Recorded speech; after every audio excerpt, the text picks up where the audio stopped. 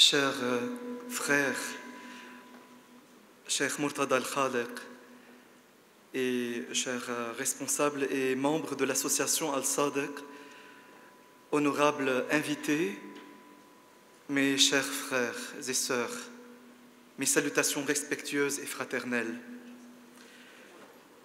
C'est avec humilité et reconnaissance que je prends la parole ce soir à l'invitation de mes amis de l'association Al-Sadiq pour partager ce moment de recueillement et de méditation autour de l'événement bouleversant d'Ashura. Cette veillée n'est pas une simple commémoration historique, elle est un cri silencieux qui traverse les siècles, un écho vivant de la lutte entre la lumière et les ténèbres, entre la vérité et l'oppression, entre le cœur fidèle à Dieu et les puissances de ce monde.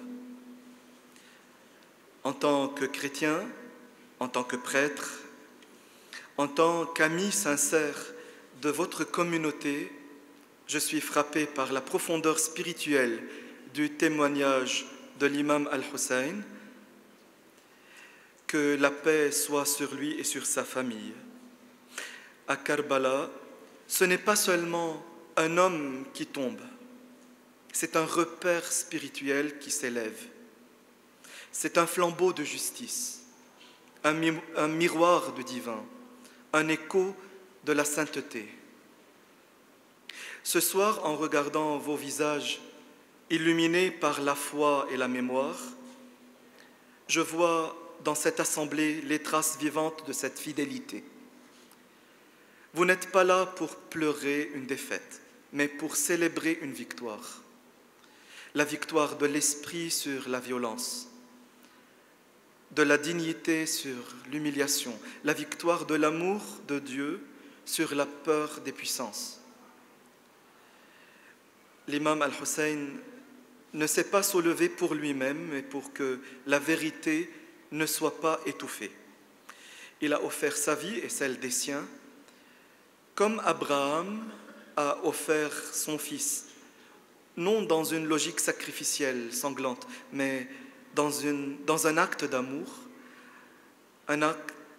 suprême et de soumission à Dieu. Et c'est là que nos traditions se rencontrent. C'est là qu'on se reconnaît, qu'on s'embrasse dans le mystère de la foi. Chers amis, ce témoignage nous interpelle tous, chrétiens, musulmans. Nous sommes appelés à être aujourd'hui porteurs de cette même lumière. Et nous sommes invités à être témoins vivants de cette justice courageuse, de cette foi intrépide, de cette solidarité active. À travers cette veillée, vous rappelez au monde que les martyrs de la vérité ne meurent jamais. Ils vivent dans les consciences éveillées. Ils vivent dans les peuples debout, dans les jeunes qui cherchent un sens, dans les cœurs blessés qui refusent de céder au désespoir. Et ce soir encore, votre geste d'ouverture envers moi, humble serviteur du Christ, en dit long sur votre grandeur d'âme. Ce respect mutuel, cette main tendue, est le signe que l'amour de Dieu dépasse toutes les frontières, qu'il unit ceux qui ont soif de vérité et de justice. Avec vous, je veux redire ce soir que l'histoire de l'imam Al-Hussein est une lumière pour l'humanité. Elle nous appelle à ne pas nous taire devant l'injustice, à ne pas pactiser avec le mal, à ne pas vivre pour nous-mêmes, mais à nous offrir au service de Dieu et de nos frères.